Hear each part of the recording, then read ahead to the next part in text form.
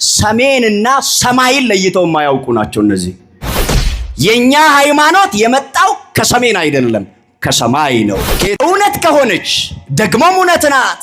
ትክክል ከሆነች አይደለም ከሰሜን ለምን ከመካከለኛው ደቡብ ኢትዮጵያ ለምን ከዚህ አሁን ካለንበት ከጠምባሮ አይመጣም? ምን የሚያስደንቅ ነገር አለው? ለቅዱሳን አንድ ጊዜ ነው የሚለው። ለማን የተሰጠው ሃይማኖት? መጀመሪያ ለቅዱሳን፣ ከዚያ አንድ ጊዜ ነው የተሰጠው ሃይማኖት። አኔን ቤቴን ቱማቻ ያኔ ሜጦ መግኒሱቤን አማን ዲናም አባ ከንልማ አፎረ ጉልቁሉ ዋቅዮ ቶኮን በስመ አብ ወወልድ ወመንፈስ ቅዱስ አሐዱ አምላክ አሜን። ይሄ ብቻ መሰላችሁ? ልክ እንደ ዘመኑ አሁን በእናንተም ሰፈር እንዳለው እኔም እናንተም እንደምናውቀው አሁን ምን ይሏቸው መሰላችሁ? በዚያ በቆላሲስ ከተማ ውስጥ የሚኖሩ ሰዎችን ምን ይላችሁ? እናንተ የቅጂ ቅጂ ናችሁ ይሏቸው ነበር። የምን ናችሁ? የቅጂ ቅጂ ናችሁ። እናንተ ኦሪጂናል ትምህርት የላችሁም። ቀጥታ እንደወረደ የላችሁም። የቅጂ ቅጂ የተባለው አክርጳ ከኤጲፋራ፣ ኤጲፋራ ከጳውሎስ፣ ጳውሎስ ከሐዋርያት፣ ሐዋርያት ከክርስቶስ እንደዚህ የመጣ የቅጂ ቅጂ እንጂ ኦሪጂናል ትምህርት የላችሁም።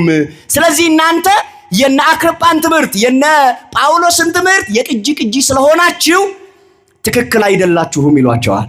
አንዳንድ ሰዎች እኛን ለማናደድ እናንተን ለማበሳጨት እቺን ንጽሕትና ቅድስት ሐዋርያዊት ርትዕት ኩላዊት ዓለም አቀፋዊት የሆነችውን ሃይማኖታችንን ኦርቶዶክሳዊት ተዋሕዶ ቤተክርስቲያናችሁን ትታችሁ እንድትወጡ ምን ያደርጋሉ መሰላችሁ? የእናንተ እምነት እኮ ከሰሜን የመጣው ይሏቸዋል።